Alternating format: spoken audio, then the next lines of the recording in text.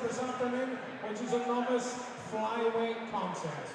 Introducing first, fighting out of the blue corner, representing Evolve, weighing in at 56 kgs, it's Jake Duncan!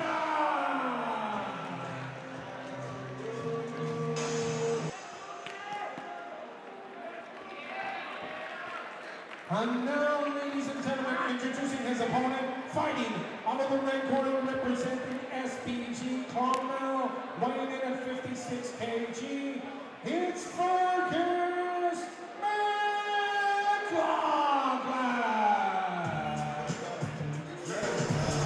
Time for our penultimate novice bout of the afternoon.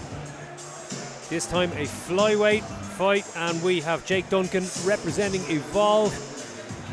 He is in the all black and he is squaring off against Fergus McLaughlin representing SPG Clonmel, the black trunks and the white IMAF shin pads.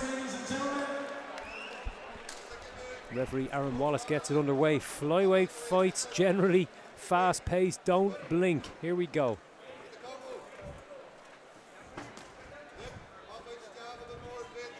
Duncan switching stances a little here in the opening exchanges. Head kick lands.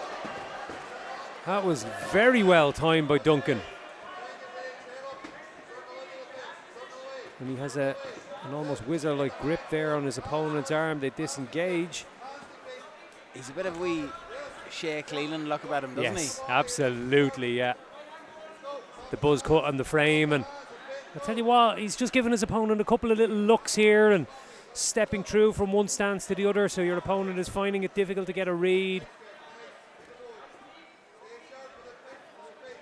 Both quite long and rangy for flyweights. They both look to have a decent reach on them and long legs. And they both look happy to strike here, which is interesting.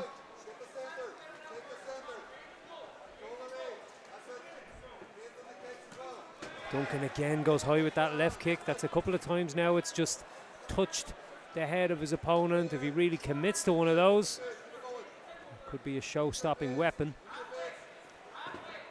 Tripling up on the jab there is McLaughlin, but finding the range just a little off. Duncan fakes low, goes high, and he looks like he's got a better understanding of the range so far. Yeah, absolutely. It just really seems like a confident striker, but is obviously still finding his feet here. You know, I wouldn't be surprised to find out if there was a little bit of a traditional martial arts background maybe in the youth. I'm also going to not mention the barber, but I am going to mention the fact that he's obviously on sunbeds because his armpits are white. We knew he was going to be on camera today, Andrew. On good authority, if you're in the sunbed, you need to be opening your arms like that so it hits the armpits too. I've never been on one in my life. I was going to say, I'm just saying, thanks for the expert tip on that one, Andrew. I'll remember that next time I'm on a sunbed. No problem at all, Paul.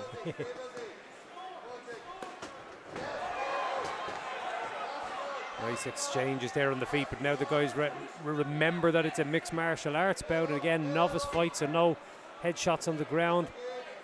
An interesting position, this one, Andrew. Not quite a reap, not quite a single leg X, not quite a knee cut. Just an amalgamation, but there is a not long enough time though. Yeah, he has the grip for the darce, but he's not going to get the squeeze with it. The bell is going to go. An interesting opening round. Yeah, good adjustment to go for the darce, I have to say. And we're going to get back to the action.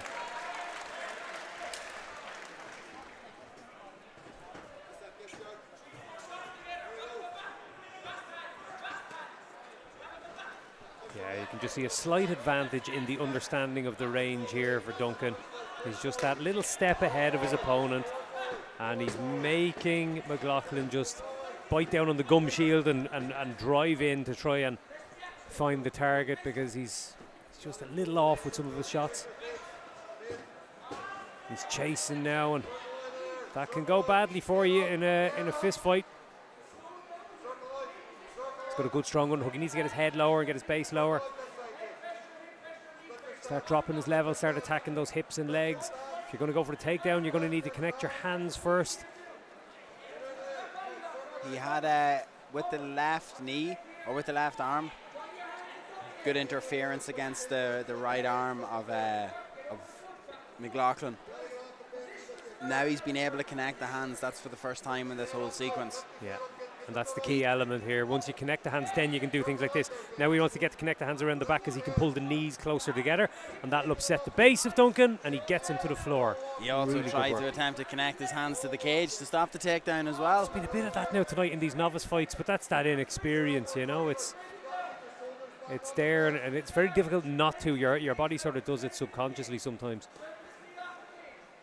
A good start to the second round here by Fergus McLaughlin. Found it difficult to get into the striking exchanges, but doing a little better now so far in the grappling. He got reversed, but he's about to get caught in a triangle here. He is in a triangle already. Now he's squared up a little with his opponent, but the underhook on the leg is going to allow him to cut the angle, Andrew, and those legs look like they're tight around that neck. Very, very, very tight. It's going to be so difficult for Duncan to get out. This is quite deep, and he's not allowing him to stand up, and the squeeze is severely that pressure, tight. Yeah, this is on. Good detail I learned here a few years ago from Sam McNally is to underhook the leg regardless, just because it's a triangle on top. And there she goes, jingle jangle, the L triangle. We get another one. We'll stick that one in the severe MMA list for the end of the year. And how much are they paying you to get them mentioned on this stream? That's the thing I want to know. I'll bring me pay slip to our next show, Andrew, and I'll give you a sneak peek. Please do. Before you... Ladies and gentlemen, the referee has called a stop to this contest after 2 minutes and 13 seconds. In the second round for your winner by mounted triangle, it's Fergus McLaughlin. Let's hear from both fighters, ladies and gentlemen.